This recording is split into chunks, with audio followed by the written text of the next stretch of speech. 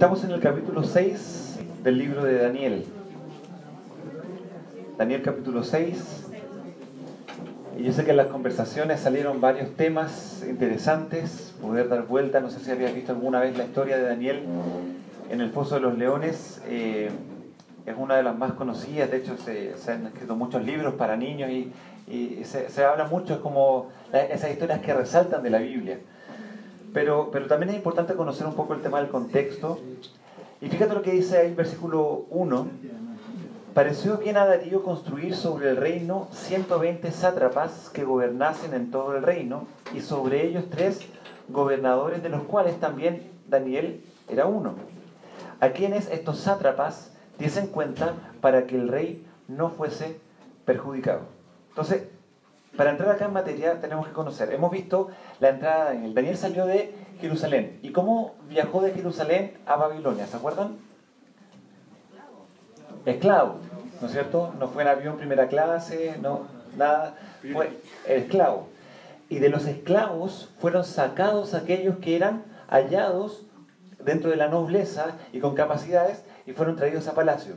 Y ahí fue que llegó a conocer a Nabucodonosor. Estuvo en el reino. Luego Nabucodonosor pasó a Belsasar. Y ahora nos encontramos con una nueva persona que es Darío. Y el versículo 31 del capítulo 5 nos decía: y Darío de Media tomó el reino siendo de 62 años. O sea, ¿Darío era un jovencito? No. Ahora, para estas alturas, ¿cuántos años habrá tenido Daniel? Tampoco lo sabemos. Porque Daniel, cuando llega a Babilonia, lo más seguro que era un joven. Algunos hablan de 17, 20 años, más o menos. Pero a estas alturas ya había pasado Nabucodonosor. Podríamos sumarle 7 años. ¿Te acuerdas que Nabucodonosor estuvo 7 años? Perdió ¿cómo se llama? La mente. Entonces, bueno, pero estamos hablando ya que Daniel ya no es un jovencito. Ya es una persona experimentada. Y ahí se encuentra con este Darío, pero Darío lo observa y lo conoce y se relaciona con Daniel, y por lo tanto entiende que Daniel tiene una particularidad y que sobresale. Y por lo tanto lo involucra en su gobierno y pone entonces 120 sátrapas, ya que los sátrapas son los encargados de las satrapías. ¿Qué es lo que son las satrapías? Son como pequeñas regiones en el reino medio persa. Ahora, en el reino medio persa tenemos que entender un poco que es el segundo imperio del tiempo de los gentiles. Empieza el imperio babilónico y luego el imperio medo persa. Y es interesante porque se forma de la unión de dos pueblos, los medos y los persas. Bueno, es obvio, pero se desarrollaron en la meseta de lo que hoy es Irán, hacia el año 1500 a.C., y se expandieron a lo largo del Medio Oriente. Darío I fue su principal impulsor a nivel económico y territorial, aunque su expansión territorial se inició con el reinado de Ciro. Y con esos reyes nos vamos a encontrar. Son reyes bien importantes. Ciro da un edicto que vamos a darnos cuenta en el tema de las profecías de Daniel, que es muy, muy relevante. Pero Darío también tiene una participación en que levanta al imperio medo-persa. Y cuando hablamos de imperio, volvemos al tema. No estamos hablando acá de una república. No estamos hablando de un presidente. Estamos hablando de un rey. Y fíjate lo que dice el versículo 1. Pareció bien a Darío. ¿Tuvo un consejo ahí en el Congreso? ¿Hizo votación pública? ¿Qué les parece? ¿Cómo no? De hecho, parece como un día de la mañana se levantó y, se me ocurrió una buena idea. Fue, ya, vamos a hacerlo así. Y así es. El poder de un rey, y por eso los reyes que eran sabios y que eran instruidos, obviamente tenían reinados mucho más prósperos. Aquellos reyes que eran inútiles y necios, obviamente sus reinos terminaban muy pronto. ¿Se acuerdan del caso de Belsasar, no? Se creía lo máximo, trajo las copas de oro y la escritura en la pared: hoy tu reino tendrá fin. Él dijo: ¡oh, gracias, Daniel! Y lo vistió de púrpura, le puso anillos de oro y todo, y en la noche murió. Ok. Dice: sobre ellos 3 gobernadores. Entonces están los 120 sátrapas y están 3 gobernadores a los cuales los sátrapas tienen que rendirle cuenta. Pero uno de ellos era Daniel. Y qué interesante esto: Daniel era judío, pasó por el imperio babilónico y ahora está en el imperio medo persa. Él no era parte neta, ¿no es cierto?, original del imperio medo persa, pero Darío reconoció en él algo diferente. Y el versículo 3 lo dice. Pero Daniel mismo era superior a estos sátrapas y gobernadores porque había en él un espíritu superior y el rey pensó en ponerlo sobre todo el reino. Fíjate hasta dónde llegó la idea. O sea, él lo puso como un triunvirato. Habían tres.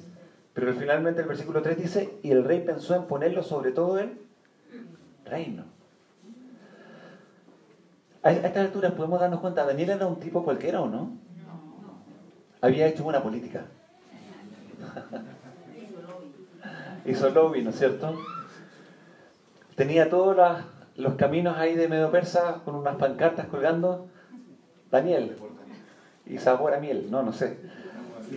Pero dice el versículo 4, entonces los gobernadores y sátrapas buscaban ocasión para acusar a Daniel en lo relacionado al reino, mas no podían hallar ocasión alguna o falta, porque él era fiel y ningún vicio ni falta fue hallado en él. La verdad que era un hombre ejemplar.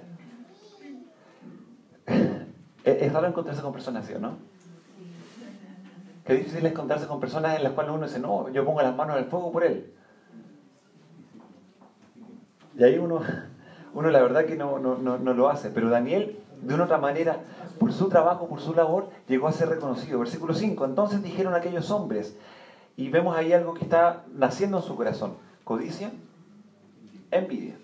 Porque el versículo 4 dice, entonces los gobernadores y sátrapas, o sea, no solamente los gobernadores, acuérdate que Daniel estaba trabajando con dos, pero fueron los dos gobernadores más los 120 sátrapas. ¿Y qué es lo que hacían? Buscaban ocasión para acusar a Daniel en lo relacionado al reino. Oye Darío, mira, Daniel no está haciendo bien las cosas, y lo que tienen entonces, sacar. Pero no hallamos contra Daniel ocasión alguna para acusarle. Cuando habla ahí, ¿no es cierto?, una ocasión, está hablando también de una excusa. ¿Ya? Si no la hallamos contra él en relación con la ley de su Dios. Entonces dijeron, ok, vamos a mandar detectives, vamos a mandar gente que conozca la vida de Daniel, ven lo que hace en privado, etc. Y nada. Y lo único que se encontraron es que él era fiel a Dios. Entonces dijeron, y aquí comienza una parte muy interesante que a muchos reyes les afectó, de hecho a Nabucodonosor también le pasó. Entonces estos gobernadores y sátrapas se juntaron delante del rey y le dijeron así, Rey Darío, para siempre vive. Todos los gobernadores del reino, magistrados, sátrapas, príncipes y capitanes han acordado por consejo que promulgues un edicto real y lo confirmes. Era real lo que estaban diciendo, ¿no? Media verdad. Porque dice, todos los gobernadores. Daniel estaba al tanto, ¿no? No. Acordado por consejo que promulgues un edicto real y lo confirmes, que cualquiera que en el espacio de 30 días, o sea, un mes, demande petición de cualquier dios u hombre fuera de ti, o rey, sea echado en el foso de los leones. La verdad que la petición fue una inyección de ego para Darío, y Darío se sintió cerca de los dioses. Dijo, me suena interesante. O sea, yo empezar a competir con los dioses, yo empezar a elevarme, o sea, la verdad que fue muy jugosa, pero quiero ir a algo práctico. ¿Cuántas veces nosotros no nos volvemos dentro de este tema de confusión? ¿A qué me refiero? Los sátrapas, los gobernadores se juntan con, ¿cómo se llama?, con los príncipes, etcétera, a tramar algo. Entonces llegan y le dicen al rey, todos hemos acordado, pero Daniel no. Pero a veces eso pasa en el trabajo también. Algunos llegan y, oye, podríamos cambiar esto, pero saben que hay un compañero complicado. Y después van donde el jefe. Jefe, todos estamos de acuerdo en qué, pero el otro no. Po. ¿Se fijan? O de repente va la mamá donde la profesora, ¿no es cierto? Y le dice a la profesora, oiga, profesora, ¿sabe qué? La directora dijo, y la directora no dijo nada. Y después vamos donde la directora, oye, la profesora dijo, y la profesora no dijo nada. Y empezamos a cambiar las cosas, y a veces nos encontramos con esas situaciones en el día a día. A veces los niños también son bien astutos. Y ven cómo es el actor del papá y el de la mamá. Y va donde la mamá, mamá, es que el papá está en otra. Entonces, bueno, pregúntale a tu papá. Pregúntale a tu mamá, y ahí está. Bueno, pero la cosa es que también nosotros nos involucramos en ese tema. No es un tema solamente de gobierno, de política, en el día a día. Pero Daniel, fíjate el versículo 4, dice, porque él era fiel y ningún vicio ni falta fue hallado en él. Hermanos, ¿Cuánta falta hace el tema de la lealtad? De la fidelidad. Y eso tiene que ver con un tema de madurez. Muchas veces no logramos nosotros más cosas o avanzar de forma clara en nuestra vida simplemente porque no hemos madurado. Yo en lo personal tengo que luchar con mi madurez. ¿Para qué? Para que yo sea confiable. Eso es lo que tiene que ver con madurez. En que yo soy una persona confiable. Pregunta, ¿le dejarías a tu hijo de 4 años las llaves del auto? ¿Le pasarías tu cuenta corriente a tu hija de 14 años? Los hijos están, pero papá, ¿por qué no? ¿No confías en mí, tu hijo? Porque no ha llegado a un proceso de madurez. Pero muchas veces pasa que nosotros vamos avanzando en nuestra vida y simplemente acumulamos años, pero no madurez. Y tenemos años y la gente nos ve como confiables, pero no somos maduros, y después cuando nos dan una responsabilidad, fracasamos. ¿Pero por qué? Porque no habíamos madurado. El punto de la madurez es súper importante. ¿Y a qué voy con esto? Y lo he dicho muchas veces. Daniel es muy interesante cómo él actúa. Ya han pasado varios gobiernos, varios años viviendo en tierra extranjera. ¿Y qué es lo que hace Daniel? Daniel no se queda pegado en condiciones, sino que él dice, bueno, esta es mi vida, Dios, ¿qué quieres hacer tú conmigo? Y avanza en un proceso de madurez. Y es muy interesante. ¿A qué va con esto? Muchas veces tú en tu vida te encuentras en situaciones de necesidad. Daniel, cuando salió de Jerusalén, salió esclavo. O sea, él se llevó sus posesiones, se llevó sus títulos, su almohadita feliz, ¿no es cierto? Todo eso quedó atrás. Y él llegó ahí y se encontró que ya no tenía nada. Fue, de una otra manera, asistido por el gobierno de Nabucodonosor, fue levantado y todo, y después de un tiempo, él pasó de ese tiempo de necesidad a un tiempo en que él ya responsablemente organizó, tomó, planeó. ¿Pero qué es lo que hizo? Dios, ¿qué quieres tú? Entonces, hermanos, tomemos ese tema. Dios quiere que tú crezcas en madurez. Hay un momento en que tú recibes ayuda, buenísimo. ¿Pero para qué recibes ayuda? Para después ayudar. Hay un momento en que tú recibes instrucción, ¿para qué? Para después instruir. Hay un momento en que tú eres enseñado, ¿para qué? Para después enseñar. Entonces, el proceso de madurez, hermanos, es importante en nuestras vidas. Porque si no, siempre vamos a seguir marcando el paso. Y ahí puedes hacerte la pregunta, ¿por qué no he logrado más? ¿No tendrá que ver con un tema de mi madurez? ¿No será que yo no he sido capaz de tomar tal cosa? Entonces, hermanos, Daniel aquí nos enseña una lección muy interesante. Él llega a ser fiel, llega a ser leal e incluso encontrado sin ningún vicio. Y ahí me hacía la pregunta, ¿en el trabajo podrían hablar así de mí? Porque a veces en la iglesia se puede hablar así de algunos hermanos, cuando uno no los conoce mucho. Pero hermanos que realmente conoces, hermanos con los que realmente compartes, ¿podrías llegar a hablar así como Daniel? ¿Familiares tuyos podrían hablar así de ti? ¿Tus vecinos podrían hablar así de ti? ¿Podrían hablar así de mí? ¿En que somos fieles y todo? No, un vecino muy tranquilo. De hecho, la otra vez me acordé de un caso de... No me acuerdo cuál fue el crimen, si fue un abuso de menores o un maltrato intrafamiliar a su esposa. Pero le preguntaron al vecino, no, súper tranquilo, el vecino siempre salía a la feria, yo lo veía, yo lo saludaba. Y claro, muchas veces uno puede poner caras, pero acá ellos, los sátrapas, los gobernadores, empezaron a hurgar en la vida de Daniel. Y dijeron, no tenemos por qué acusarlo. Llamaron a impuestos internos incluso. Pero el punto es ese, versículo 8, ¿qué es lo que pasa con el corazón de Darío? Ahora, oh rey, confirma el edicto y fírmalo. O sea, le dan esa píldora de ego, ¿no es cierto? Y lo divinizan, y luego le dice, ahora toma este edicto y fírmalo, para que no pueda ser revocado, conforme a la ley de Media y de Persia, la cual no puede ser abrogada. O sea, tenían clarísimo el formato de la ley. Versículo 9, firmó pues el rey Darío el edicto y la prohibición.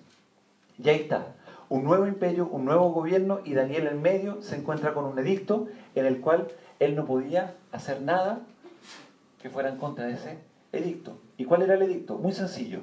En el espacio de 30 días, no era para siempre, eran 30 días, cualquier persona que pidiera algo a otro dios o a otra persona que no fuera a Darío, tenía que entonces morir.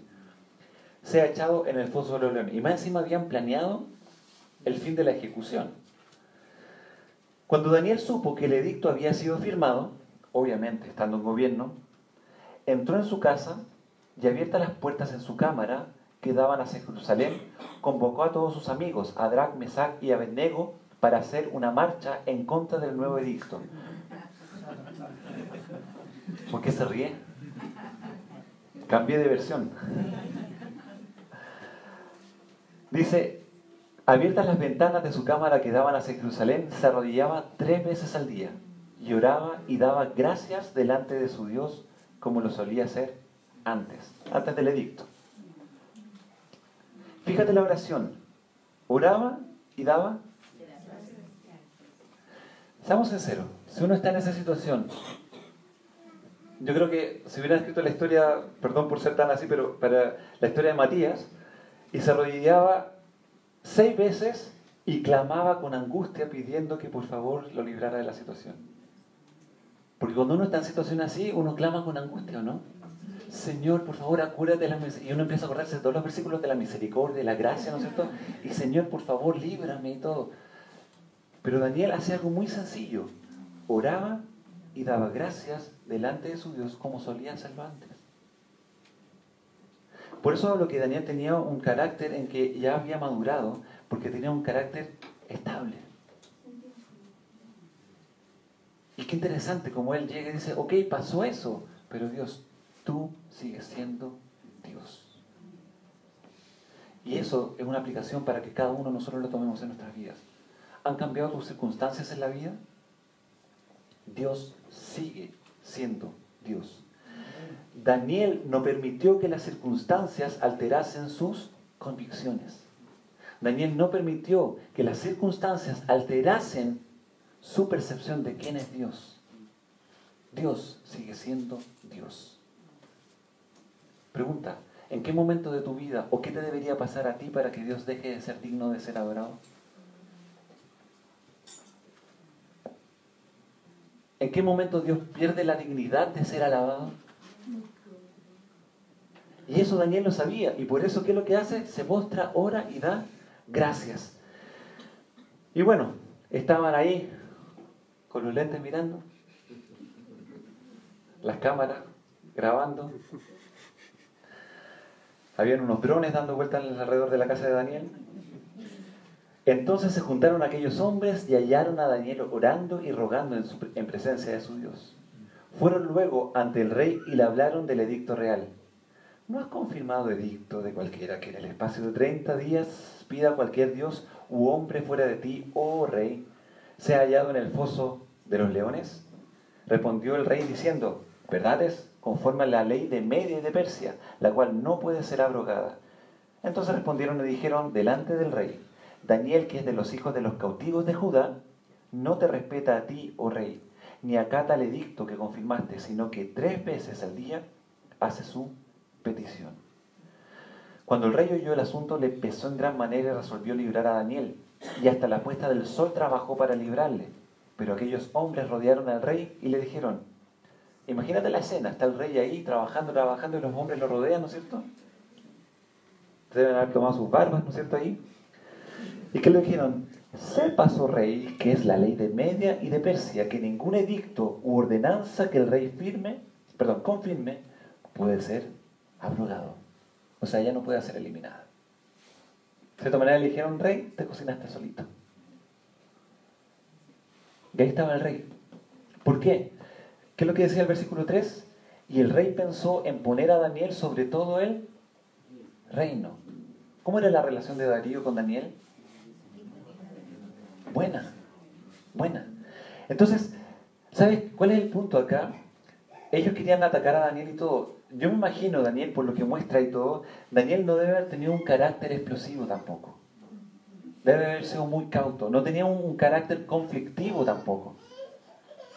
¿Por qué? Porque era de esas personas que de una otra manera hacían bien las cosas, pero no a costa de ganarse la autoridad en base al miedo, sino en base a ser fiel a Dios y hacer bien las cosas.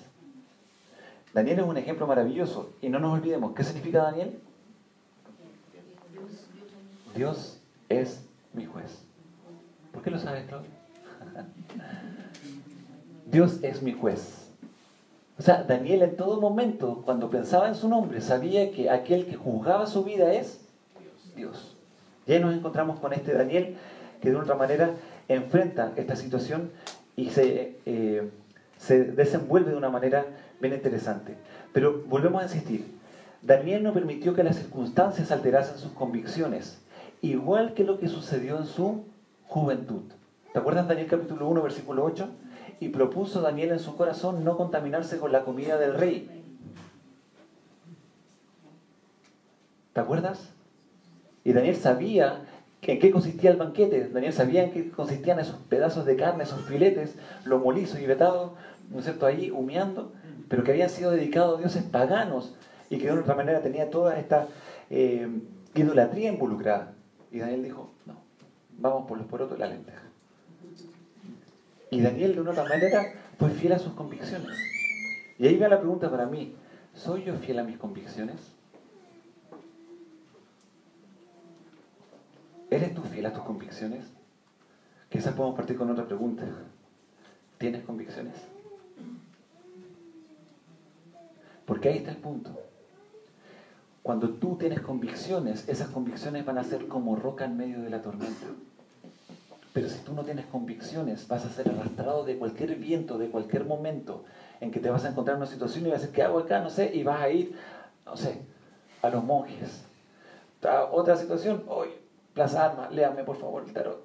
Va a ir a otra situación, chuta, no tengo plata, el horóscopo de la tercera, no sé. Y vas a ir buscando. Pedro Engel, dime algo. Y finalmente ahí con la compañía de trabajo, ¿no es cierto? Oye, mira, tengo este problema, ¿qué harías tú? Y dicen unos comentarios. Y uno dice, chuta, ¿le hago caso? Señor, ¿eres tú? Perdón que sea tan así, pero hermanos, cuando no tenemos convicciones, no conocemos quién es Dios y no conocemos su palabra, vamos a encontrarnos con nuestra vida en cualquier parte. ¿Qué es lo que pasa con Daniel? Daniel fue de una línea desde su juventud hasta su vida adulta.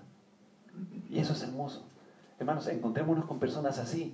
Y con eso no estoy apuntando a la monotonía. Ya no es que Daniel era monótono. O sea, las aventuras que vivió Daniel, o sea, tenía harto para que contarle a sus nietos. Oigan, mijitos, les cuento una historia que una vez apareció una mano en la pared. Ah, güey. Pregúntenle a todos los gobernadores de todo. Y pasó. Imagínense, un día estuve al lado durmiendo con unos leones. ¿Les gustaría dormir con leones? No. Ok, Daniel entonces permitió que Dios guiara su vida y no permitió que sus circunstancias alterasen sus convicciones. No había mucho en lo que se podía criticar a Daniel, salvo en su relación con Dios. Y Daniel mantuvo su relación con Dios. Aquí quiero tener dos ideas.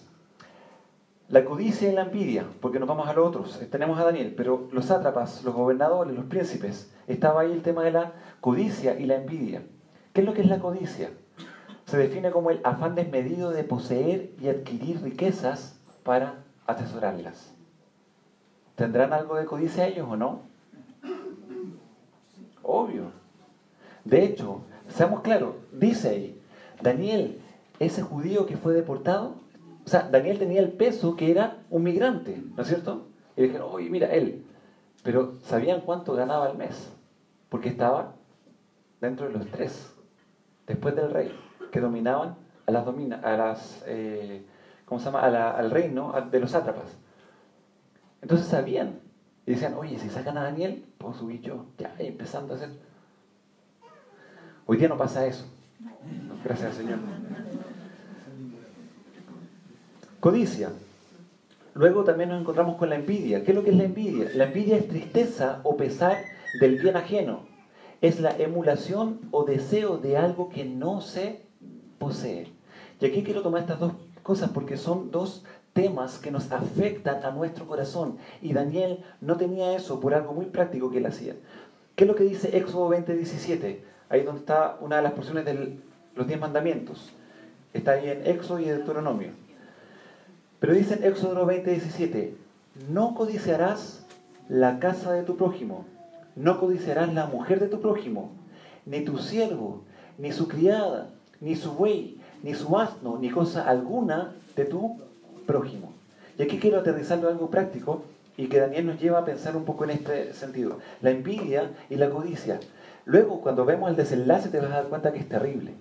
La envidia y la codicia son simplemente venenos que empiezan a afectarnos a nosotros. ¿Y cuál es el punto? Tú dejas de vivir tu vida. Porque cuando tienes envidia y tienes codicia, lo único que deseas es lo que no tienes. Y vives con esa tristeza de no tener lo que otro tiene. Y no disfrutas lo que sí tienes. No debería decirlo, pero este es uno de los resquicios en donde la publicidad se agarra más. En donde pincha tu codicia y tu envidia. ¿Te gustaría verte así? Y la media imagen y todo, y tú como que... y empieza a salir esa cosa en tu corazón en que, ¿cómo lo logro para tener eso? Masterplop, no. Pero el punto está en que, de una u otra manera, nosotros perdemos el tiempo en tratar de vivir vidas que no son las nuestras. Hermanos, y esto es real. Esto es real. ¿Cuántas niñas no están ahí en su Instagram mirando fotos de otras y ahí después en el espejo, ¡ay! Aprendiendo la guata y todo, y tratando de parecerse a, y dejan de descubrir quiénes son ellas realmente, cómo Dios las creó, cómo Dios las pensó y las diseñó? Hombres que también empiezan a ver lo que los demás tienen. Oh, el medio auto, oh, la media esposa, la media casa, el medio título, y empiezan a desear eso, y viven amargados diciendo, oh, no tengo eso, y dejan de ver lo que sí realmente tienen. Y yo sé que hay una frase que dice, una imagen vende más, o sea, una imagen comunica más que 1000 palabras. Pero, hermanos, tengamos cuidado, porque las imágenes son modificables. Y a veces nosotros nos quedamos con la imagen, y que vale más que 1000 palabras. Por lo tanto, entonces no entendemos lo que realmente sucedió. Podría dar muchos ejemplos, pero el ejemplo que quiero más sacar a colación es, si tú ves la imagen de un niño naciendo en el pesebre de Belén, tú vas a mirar y decir, ese no es un rey, ese es un cualquiera. Pero cuando entiendes lo que realmente está pasando, te das cuenta que una imagen no te comunicó lo que realmente sí estaba pasando. Cuando tú ves la cruz y alguien agonizando en esa cruz y diciendo perdónalos porque no saben lo que hacen, tú dirías, ahí no está el Salvador del mundo. Ahí está otro charlatán más. Sálvate y sálvanos, muéstranos. Y muchos dijeron eso. Entonces, hermanos, tengamos cuidado en ese sentido. Muchas veces nos ilusionamos con imágenes. Y en ese sentido quiero cerrar esta idea para aplicarla. Lo novedoso es engañoso. ¿Por qué? Porque muchas veces nosotros simplemente tomamos la novedad porque es novedad. No porque realmente es útil, sino porque tiene ese sabor de que algo nuevo podría ser diferente. Y aquí lo quiero aterrizar en cosas muy prácticas. Estás cansado de tu trabajo y lo único que quieres es un trabajo nuevo. Y ese trabajo nuevo en tu cerebro tiene la ilusión de que va a haber un buen jefe, un buen ambiente, ¿no es cierto? Y que en las mañanas va a estar Starbucks ahí dándote cafecito a la entrada y que va a ser todo lindo y con musiquita agradable, ¿no es cierto? Y al mediodía, mientras estás almorzando, va a llegar una persona, ¿quiere un masaje? No, es que no tengo plata. No, es gratuito por parte de la empresa. Y tienes como todo eso, solamente de una ilusión de que podría ser. ¿Por qué? Porque el trabajo que tienes actualmente lo conoces. Conoces tu jefe. Y una de la mañana, contesto. Ya lo conoces, ya lo sabes. Pero cuando viene algo nuevo, como no sabes, tu mente se ilusiona con cosas que podrían ser perfectas, pero no sabes. Otra cosa que muchas veces falla. Estás cansado de tu matrimonio.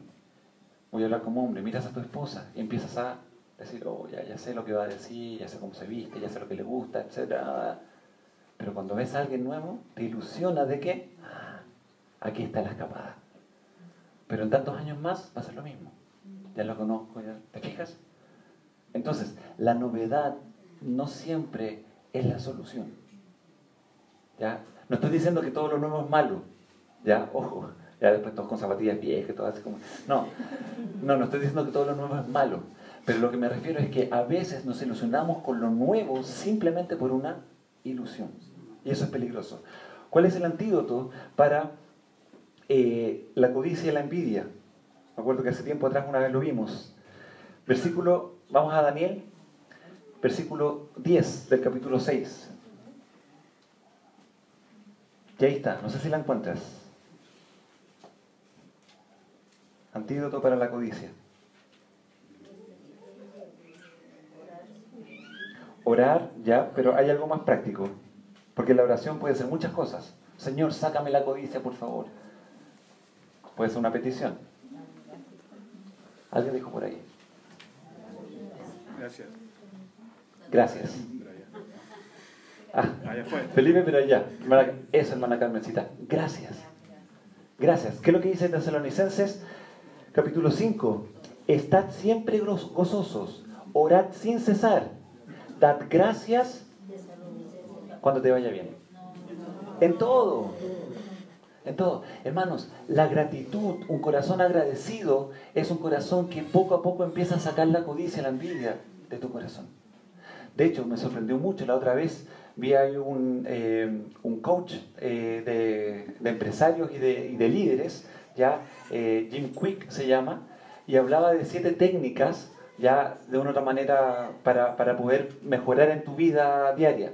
Ya hablaba el tema de memorizar cosas, comer chocolate, cacao, ya palta, esas cosas. Así que coman chocolate. No, pero hablan de esas cosas. Pero una de esas dijo, y tener un tiempo de la mañana cuando recién despiertas y dar gracias. Yo lo escuché y dije, pero eso lo dijo mucho antes Pablo. Y él lo está diciendo con coach ahí a niveles de política, a niveles de grandes empresas. Es como les digo un secreto, sean agradecidos. Pablo lo dijo, seamos agradecidos. Seamos agradecidos y demos gracias en todos. Y Daniel lo practicaba. Por lo tanto, ¿en qué va? Daniel, cuando escuchó el edicto, salió corriendo. ¡Ah! No me imagino a Daniel corriendo por los palacios como, pero rey, ¿cómo se te ocurre? O como el meme que está ahora, ¿me prometiste que? No. Daniel simplemente dice, bueno, Señor, tú sabes. Señor, gracias, etcétera. Gracias, gracias. Y ahí está Daniel. Versículo 16. Entonces el rey mandó y trajeron a Daniel y lo echaron en el foso de los leones. Y el rey dijo a Daniel, el Dios tuyo, a quien tú continuamente sirves, Él te libre. Me encanta cómo Dios de una manera tan sutil y tan poderosa trastorna a los reyes. ¿Te acuerdas Daniel con Nabucodonosor? ¿Te acuerdas Daniel con Belsasar? Y ahora, ¿qué es lo que hace Darío? En que le inyectaron una dosis de divinidad y estaba, yo voy a ser como los dioses. ¿Qué es lo que hace? Y dice Daniel, que el Dios tuyo te libre. De una u otra manera, el corazón de Darío es confrontado por Dios para que Dios comience a actuar en él. Y fue traída una piedra y puesta sobre la puerta del foso, la cual selló el rey con su anillo y con el anillo de sus príncipes, para que el acuerdo acerca de Daniel no se alterase. Luego el rey se fue a su palacio y se acostó ayuno, o sea, sin comer. Ni instrumentos de música fueron traídos delante de él y se le fue el sueño. Wow. Creo que fue una de esas noches más largas para el rey. Y creo que incluso me imagino el corazón del rey, siendo rey, teniendo toda la autoridad, estoy acá sin poder hacer nada. Y miraba cómo pasaban las horas. No tenía ese reloj, pero... Imagínense, ahí un rey con todo el poder, dueño de uno de los imperios más grandes del momento, y ahí sin poder hacer nada. Y sin ni siquiera poder decir, Dios, ayúdame, porque él no había confiado en Dios. Bueno, leímos Mateo 14, del 28 al 31. Y me llamó mucho la atención ahí. ¿Qué es lo que hace Pedro? Sale de la barca, camina un poco, pero ¿qué es lo que hace Pedro? Mientras va caminando hacia el Señor Jesús. ¿Pero por qué sintió miedo? Porque empezó a mirar a Cristo. No. ¿Qué empezó a mirar? Las olas, la tormenta. Ahí lo dice, en Marcos dice. Y Pedro salió y empezó a mirar y tuvo miedo y se empezó a hundir. Y cuando estaba hundiéndose, Señor, sálvame. Ahora, yo sé que muchas veces criticamos a Pedro y decimos, oye, Pedro, si yo hubiera estado ahí, acá está papá. No hubiera pasado exactamente lo mismo. Hasta yo creo que hubiéramos sido como los otros. Ahí la barquita. ¿Cierto? Un fantasma. No, si el Señor sí dijo. Pero Pedro tiene la virtud en que él sale.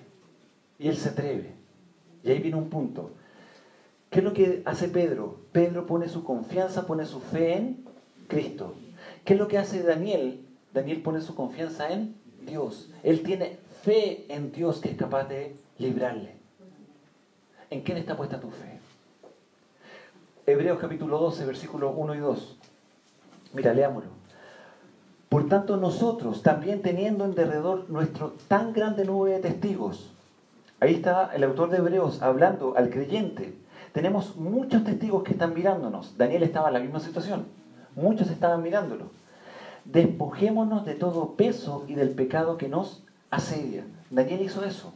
Se despojó del peso y del pecado que lo asedia. Y vivió una vida, como dice ahí, que corrió con paciencia en la carrera que tenemos por delante. ¿Qué quiere Dios con tu vida?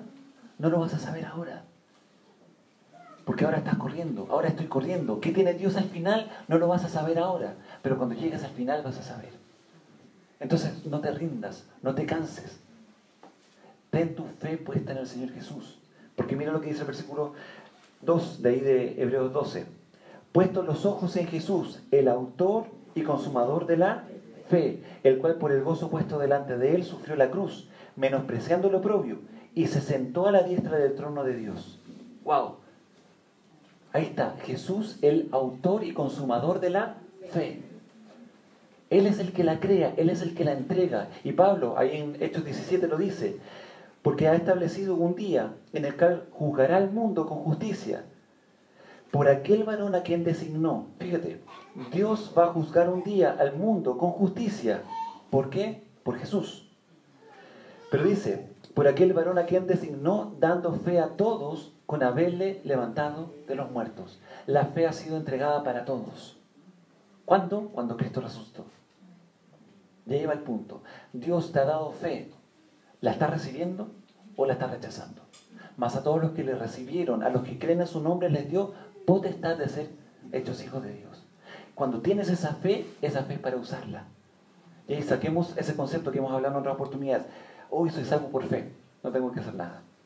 ¿Por qué? Efesios 2, 8, 9. Por gracia soy salvo por medio de la fe, y esto no de vosotros, no por obras para que nadie se gloríe. Hermano, usted está haciendo muchas obras, me parece dudoso. Pero hermanos, la fe produce obras.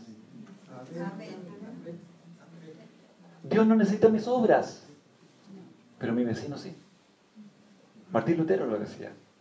Entonces, hermanos, de hecho en Santiago es súper claro que dice que Abraham no fue justificado también por las obras. ¿Por qué? Porque él creyó, confió en Dios, y eso revolucionó su vida, y su vida cambió. Entonces, hermanos, si tú has dicho, yo soy salvo por fe, y aquí estoy bien y todo, y escucho, abro un poco mi Biblia y todo, y no estás dando tu agenda y tu vida al Señor, como hemos dicho, no estás viviendo a Jesús, preocúpate. Pero seriamente preocúpate.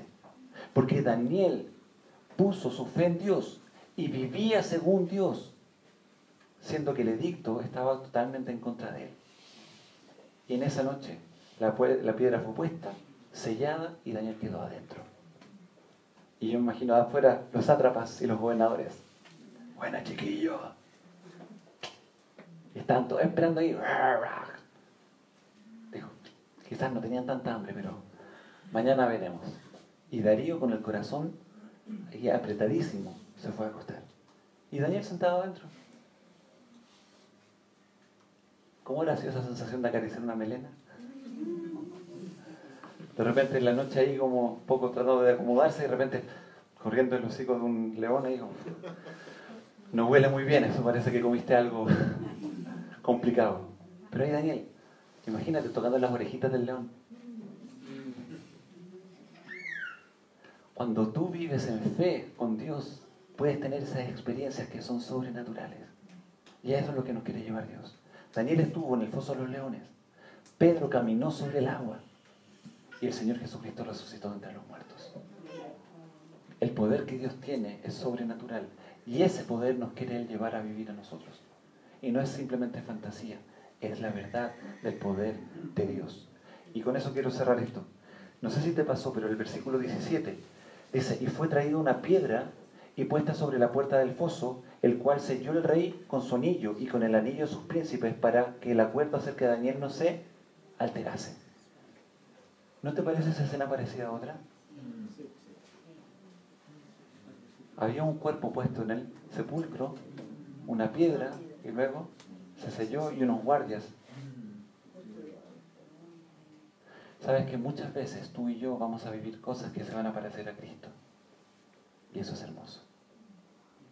Y eso es hermoso. Porque Cristo es nuestro mejor ejemplo. Y me encanta cómo resalta acá esta imagen de Cristo en que es sepultado. Y todos los que estaban afuera dijeron, aquí se acabó la historia. Pero no sabían lo que estaba pasando dentro de la tumba. Y me imagino Cristo pasando el mundo de las tinieblas rodeado de leones. Pero Él es el Rey. Y así como Daniel estuvo tranquilo y los leones ahí al lado, Cristo, siendo el Rey, pasando al mundo de la muerte, al mundo de las tinieblas, llegó Él y tomó el lugar y dijo, aquí yo mando, porque yo soy Rey de Reyes y Señor de Señores. Tomo la muerte, tomo el pecado y los destruyo, porque yo soy el que vivo y reino por siempre. Y como dice Apocalipsis, hago nuevas todas las cosas. Por eso decían delante que no todo lo nuevo es malo. Pero cuando Cristo dice que hace nuevas todas las cosas, es porque realmente es nuevo y es verdadero. Así que confía en Cristo y ten la fe que tuvo Daniel. ¿Y sabes qué tenemos? Ten la fe que tuvo Pedro. Porque los que se quedaron en la barca no tuvieron fe. Pero Pedro dijo, si eres tú, Señor, manda que yo vaya. Y el Señor dijo, ven. Y cuando estaba, de ahí pasó. Pero muchas veces te va a pasar que vas a estar en medio del proceso y te vas a asustar. ¿Pero qué tengo que hacer? Hebreos 12:2. Volver a poner mis ojos en Cristo Jesús. Es decir, Señor, sálvame. Y el Señor va a tomar mi mano y me va a levantar. Y me va a volver a llevar al lugar donde Él quiere. Confía en el Señor. Ten fe. Nuestro Dios es real, es bueno y es poderoso. Te alabamos, Señor, en esta hora. Y gracias por tu palabra. Gracias por esta enseñanza de Daniel. Y gracias porque nos muestras que tú eres un Dios fiel. Y Daniel fue fiel porque tú eres fiel. Y nosotros queremos ser así, Señor. Ayúdanos a ser leal. Ayúdanos a ser confiables. Y ayúdanos a madurar, Señor, en nuestras vidas. Para alcanzar el carácter de Cristo. Nos cuesta, pero te tenemos a ti. Y contigo lo tenemos todo, Señor. Oh, Señor, trabaja en nuestras vidas, en nuestros corazones. Guíanos. Ordena nuestras agendas. Ordena, Señor, nuestro corazón. Y cámbianos de acuerdo a tu imagen. Por favor, Señor, necesitamos de ti. Y quiero pedirte por esa persona que llegó en esta mañana muy cansado, muy agotado, que tú toques su vida y que pueda recibir esa gracia que viene de tu parte. Y que esa persona diga, Señor, necesito de ti. Soy un pobre pecador, soy una pobre pecadora. Y necesito tu gracia. Me doy cuenta que estoy viviendo en mi vida no sabiendo hacia dónde voy. Necesito algo seguro. Y ese eres tú, Jesús. Aquel que murió en la cruz, fue sepultado y al tercer día resucitó. Oh, bendito seas por siempre. Gracias, Dios, por todo lo bueno que eres con nosotros. Te alabamos y dejamos nuestras vidas en tus manos, en el lugar más seguro donde podemos estar. Todo lo pedimos en tu precioso y amado nombre, Cristo Jesús. Amén y amén.